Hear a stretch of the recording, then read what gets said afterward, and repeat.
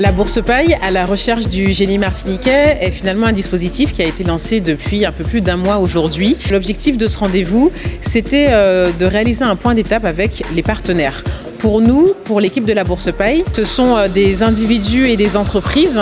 qui se mobilisent et qui s'investissent, qui croient au génie martiniquais et qui croient en la Bourse Paille. Donc on leur a présenté les retombées médiatiques, qu'est-ce qui s'est dit, qu'est-ce qui s'est passé, de quelle façon ça a été fait. On est revenu aussi très largement sur le bilan des open mic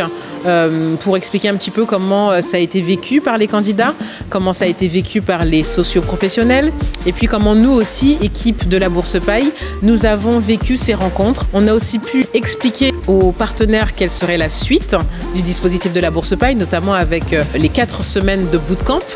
pour permettre aux 15 finalistes que l'on va sélectionner de bénéficier finalement d'un premier lot. Et à l'issue de ça, on espère qu'ils seront à même en tout cas de pouvoir lancer un projet.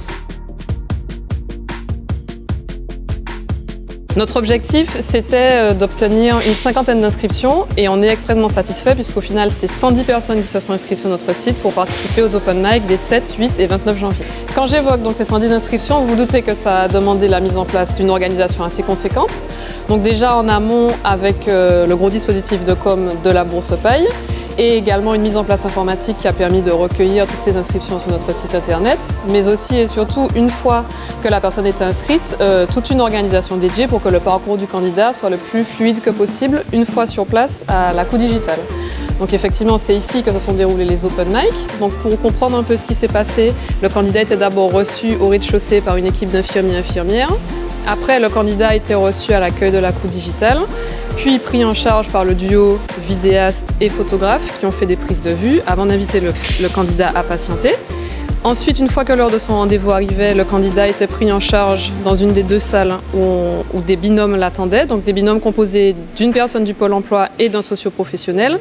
qui avait un entretien d'une 15aine de minutes avec le candidat, c'est-à-dire 5 minutes pendant lesquelles le candidat pouvait présenter son projet et une 10aine de minutes pendant lesquelles il pouvait échanger avec le binôme. Après cet entretien, le candidat était à nouveau pris en charge par l'équipe de la Bourse Paille, la branche communication, où on pouvait recueillir ses impressions à chaud et faire une sorte de débrief de l'entretien. Pour permettre finalement la réalisation de ce qui semble être un simple entretien de 15 minutes pour le candidat, on a dû mobiliser pas moins de 35 personnes sur les 3 jours, ainsi qu'une grande quantité de moyens matériels et logistiques, dont la plupart ont été mis à disposition par la Coup Digital, c'est-à-dire les moyens de recevoir certains candidats en visioconférence, le pit-à-pitch dans lequel on se trouve maintenant, et 2 salles qui ont été mises à disposition pendant les 3 jours complets des Open Mic.